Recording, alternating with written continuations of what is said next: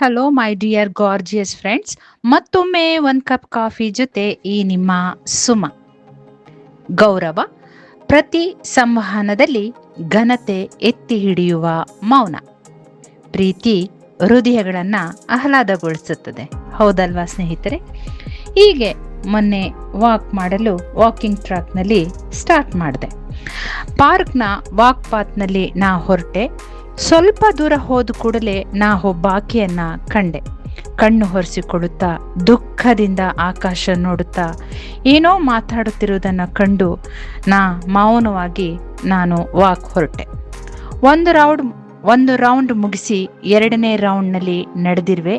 ಆಕೆ ಸಡನ್ ಆಗಿ ಬೆಂಚಿಂದ ಎದ್ದು ಪಟಪಟ ಎಂದು ಎದೆ ಮೇಲೆ ಹೊಡೆದುಕೊಳ್ಳುತ್ತಾ ಆಕೆ ಆಕಾಶ ನೋಡುತ್ತಾ ಅಳೋದನ್ನ ನೋಡಿ ನಾ ಶಾಕ್ ಆಗಿ ಆಕೆ ಬಳಿ ಓಡಿದೆ. ಹೋಗಿ ಆಕೆ ಕೈ ಹಿಡಿದು, ಯಾಕಮ್ಮ, ಏನಾಯ್ತು? ಈ ರೀತಿ ಮಾಡಬಾರ್ದಲ್ವಾ? ತೊಂದರೆ ಆಗುತ್ತೆ. ಏನಾದರೂ ಹೆಚ್ಚು ಕಮ್ಮಿ ಆದರೆ ಅದು ಇಲ್ಲಿ ಜನರು ಹೆಚ್ಚು ಕುಳಿತುಕೊಳ್ಳೋದಿಲ್ಲ. ನೀವು ಒಬ್ಬರೇ ಇಷ್ಟು ದೂರ ಕುಳಿತಿರುವುದು ಒಳ್ಳೆಯದಲ್ಲ. ಬನ್ನಿ ಮುಂದೆ ಹೋಗಿ ಕುಳಿತುಕೊಳ್ಳುವ ಎಂದು ಸಮಾಧಾನ ಮಾಡಿ ಅವರನ್ನು ಕರೆತಂದೆ. ಆಗ ಆಕೆ ಹೇಳಿದ ಅಥವಾ ನಾ ಕೇಳಿದ ಮಾತು ಮನ ಕುಗ್ಗಿಸುವಂತಾಯಿತು ಮತ್ತು ಯೋಚಿಸುವಂತೆಯೂ ಮಾಡಿತು ಸ್ನೇಹಿತರೆ. ಆಕೆ ತುಂಬ ಕುಟುಂಬದ ಗೃಹಿಣಿ ಒಂದು ಕಾಲದಲ್ಲಿ. ಈಗ ಒಂಟಿ ಜೀವ. ಮನೆಯಾತ ದೇವರ ಪಾದ ಸೇರಿರುವ ನಂತರ ಆತ ದೇವರ ಪಾದ ಸೇರಿದ ನಂತರ ಬದುಕು ಭಯಂಕರವಾಯಿತು. ಹೆತ್ತ ಮಕ್ಕಳಿಗೆ ಈಕೆ ಭಾರ. ಹೆಜ್ಜೆ ಹೆಜ್ಜೆಗೂ ನಿರ್ಲಕ್ಷ್ಯ, ಗದರುವಿಕೆಯಲ್ಲಿ ಪ್ರತಿನಿತ್ಯ ನಿಂದನೆ. ಹಾಗಾಗಿ ಈ ದಿನ ಹಾಗೆ ಸುಮ್ಮನೆ ಒಂದೊಳ್ಳೆ ಮಾತು ವಿತ್ ಸುಮ ಎನ್ನುತ್ತಾ ಮಕ್ಕಳಿಗಾಗಿ ಒಂದು ಚಿಕ್ಕ ಟಿಪ್ಸ್. ಮಕ್ಕಳೇ, ಎಂದಿಗೂ ಅಮ್ಮನೊಂದಿಗೆ ಈ ಮಾತುಗಳನ್ನು ಹಾಡಬೇಡಿ. ಮೊದಲನೇದು, ನಿನಗೇನು ಗೊತ್ತು? ಮಕ್ಕಳೇ, ಅಮ್ಮನ ಅನುಭವ ಮತ್ತು ಜ್ಞಾನವನ್ನು ಎಂದಿಗೂ ತಿರಸ್ಕರಿಸಬೇಡಿ. ಆಕೆಯ ಜ್ಞಾನವೇ ಇಂದಿನ ಪ್ರಪಂಚದಲ್ಲಿ ನೀವು ಸಾಧಿಸಲು ಸಾಧ್ಯವಾಗಿರುವುದು. ಎರಡನೇದು, ನನ್ನ ವಿಷಯದಲ್ಲಿ ತಲೆ ಹಾಕಬೇಡಿ. ನಿಮ್ಮ ಒಳಿತಿಗಾಗಿ ಹೇಳುವ ಮಾತಿಗೆ ಕೋಪದಿಂದ ತಾಯಿಗೆ ಪ್ರತಿಕ್ರಿಯೆ ಕೊಡಬೇಡಿ ಮಾ. ಮೂರನೇದು, ನಿಮ್ಮಿಂದ ನನಗೆ ಏನು ಸಿಕ್ಕಿದೆ?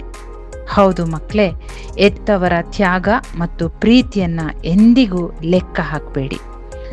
ಅದು ಅವರ ಪ್ರೀತಿಯ ಕನಸು. ನೀವು ತುಂಬ ತೊಂದರೆ ಕೊಡ್ತೀರಾ ಮಕ್ಕಳೇ. ಅವರ ಕಾಳಜಿ ಮತ್ತು ಅಕ್ಕರೆಯನ್ನು ಕಿರಿಕಿರಿ ಎಂದು ಭಾವಿಸಬೇಡಿ. ನೀವು ಎಷ್ಟು ದೊಡ್ಡವರಾದರೂ ಮಕ್ಕಳೇ ಅವರಿಗೆ, ಮರಿಬೇಡಿ. ಐದನೇದು, ನನಗೆ ಸಮಯ ಇಲ್ಲ. ಹೌದು ಮಕ್ಕಳೇ, ಬೇರೆ ಕೆಲಸಗಳಿಗೆ ಸಮಯ ಕೊಡಲು ಆಗುತ್ತೆ ಅಲ್ವೇ?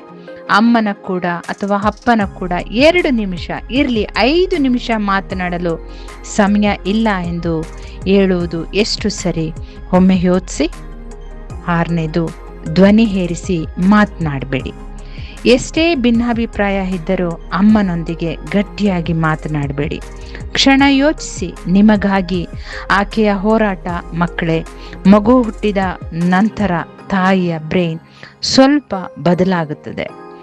ಡೌಟ್ ಇದ್ದರೆ ಇದರ ಬಗ್ಗೆ ನಿಮ್ಮ ಗೂಗಲ್ ಫ್ರೆಂಡ್ನ ಕೇಳಿ ನೋಡಿ. ತಾಯಿಗೆ ಮರೆವು ಶುರುವಾಗುತ್ತದೆ.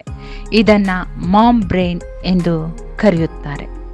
ರಿಸರ್ಚ್ ಪ್ರಕಾರ ನೆನಪಿಸಿಕೊಳ್ಳುವ ಪಾರ್ಟ್ ಮೆದುಳಿನಲ್ಲಿ ಚಿಕ್ಕದಾಗಿ, ಫೀಲಿಂಗ್ಸ್ ಮತ್ತು ಎಮೋಷನ್ಸ್ ಪಾರ್ಟ್ ದೊಡ್ಡದಾಗುತ್ತೆ. ಈ ಕಾರಣದಿಂದ ತಾಯಿಗೆ ಮಗುವಿನ ಮೇಲೆ ಹೆಚ್ಚು ಗಮನ ಕೊಡಲು ಸಾಧ್ಯವಾಗುತ್ತದೆ ಎಂದು ರಿಸರ್ಚ್ ತಿಳಿಸುತ್ತೆ ಮಕ್ಕಳೇ. ತಾಯಿಗೆ ಈ ಕಾರಣದಿಂದ ಮರೆವು ಶುರುವಾಗಿ ತಮ್ಮ ಬಗ್ಗೆ ಚಿಕ್ಕ ವಿಷಯವನ್ನ ಕೆಲವೊಮ್ಮೆ ಮರೆತು ಬಿಡ್ತಾರೆ. ಆದರೆ ಅದೇ ಅವರ ಮಗುವಿನ ಬಗ್ಗೆ, ಅಂದರೆ ನಿಮ್ಮ ಬಗ್ಗೆ, ನಿಮಗೆ ಬೇಕಾಗಿರುವುದರ ಬಗ್ಗೆ ಚೆನ್ನಾಗಿ ನೆನಪಿರುತ್ತದೆ. ಯಾಕಂದರೆ ತಾಯಿಯ ಬ್ರೈನ್ ಅಲ್ವೇ ಬೆಸ್ಟ್ ಮಾಮ್ ಆಗೋದರಲ್ಲಿ ಬ್ಯುಸಿಯಾಗಿರುತ್ತದೆ ಮಕ್ಕಳೇ. ಪ್ರೀತಿ ಕೇಳೋಕ್ಕೆ ಹೃದಯ ಬೇಕು, ಸ್ವಾರ್ಥ ಮಾತ್ರ ಲೆಕ್ಕ ಕೇಳುತ್ತೆ. ನೀವೆಲ್ಲರೂ ವಿದ್ಯಾವಂತರು.